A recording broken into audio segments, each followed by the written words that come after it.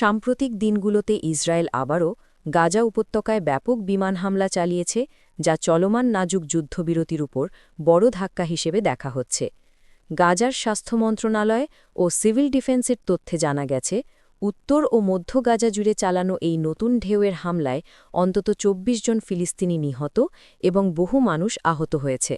নিহতদের মধ্যে নারী ও শিশু রয়েছে।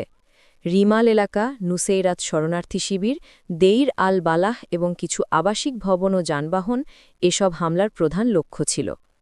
ইসরায়েলি সেনাবাহিনী দাবি করছে, গাজা থেকে একজন সশস্ত্র ব্যক্তি মানবিক করিডোর ব্যবহার করে তাদের নিয়ন্ত্রিত এলাকায় ঢুকে হামলা চালানোর পর তারা এসব টার্গেটেড স্ট্রাইক চালিয়েছে এবং এটিকে যুদ্ধবিরতি লঙ্ঘনের জবাব হিসেবে বর্ণনা করেছে। অন্যদিকে হামাস ও গাজার স্থানীয় কর্তৃপক্ষের অভিযোগ, ইসরায়েল প্রায় নিয়মিতভাবেই যুদ্ধবিরতি ভেঙে বেসামরিক এলাকায় হামলা চালাচ্ছে। এতে ইতোমধ্যেই বিধ্বস্ত গাজায় খাদ্য, চিকিৎসা, আশ্রয় ও নিরাপত্তা সংকট আরও তীব্র হচ্ছে।